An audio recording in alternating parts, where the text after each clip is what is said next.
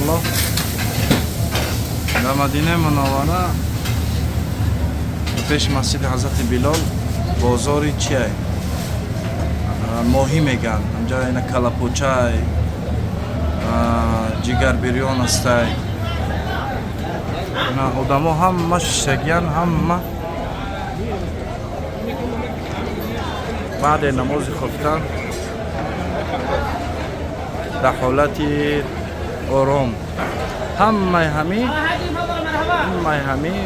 جای خوردنی جای ماهی است. اصلا اینجا بازاری ماهی است.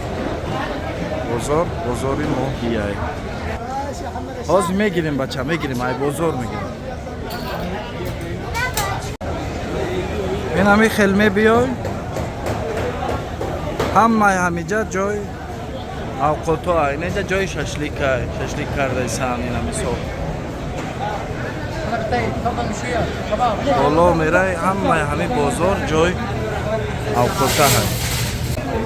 این اینجا جای ماهی ها کوچه ماهی ها اینجا. اینا مردم همه ششتگی هم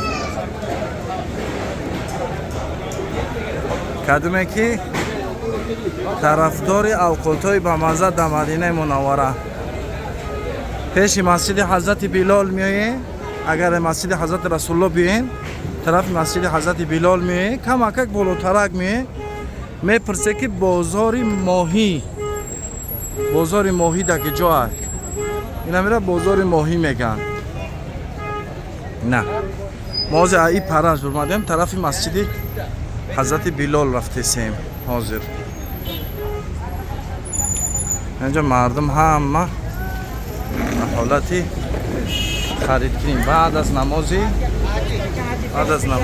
خفتن. اینجا همه نمود ماهی ها هستن. ماهی های بحری همه نمودش هست. اینا مردک جاری پیسر مدیر سیلیکون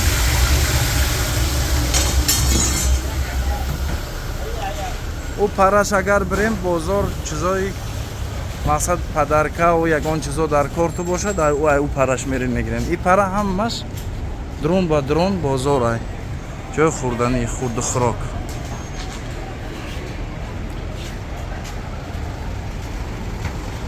برای کسانی که مدینه منوره میوین یک روز دو روز مثال میخوان یگان جا بگردن یگان چیزای اوقاتای با مزه ده اوقاتایی که مثال یا اوقاتا را در چی در مثال گستینسا ها نمیتونی تری اوقاتایی را فقط در همینجا میبینی میخری.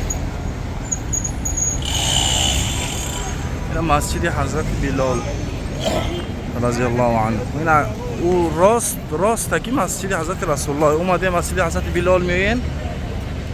ای مسجد حضرت بلال اینجا دیار ای نمایان ای نزدیک ای دیگه انشاءالله میوین راست تکی میوین در اینجا همه را میبینین پیدا میشه همه چیز. خب این ای دل جگر گرفتگی ما.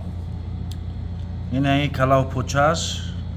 این ای سوپش حقیقتش با لیمون میتیم.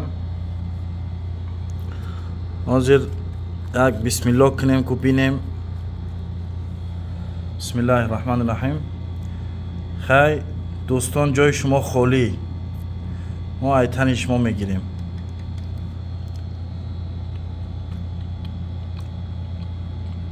بسیار با مزه. این کلاو پوچه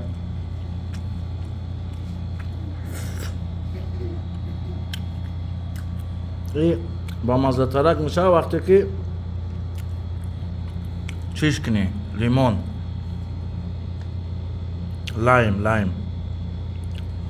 لایمش میکنی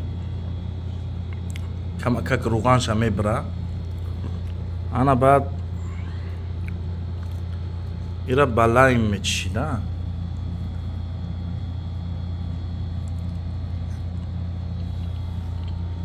با قرنفلتا که تیز باشه یک گاز های باقی در امان الله باشین. الله متعال نگهدار تو باشه. سلامت باشین، سربلند باشین. سلام علیکم و رحمت الله و برکاته.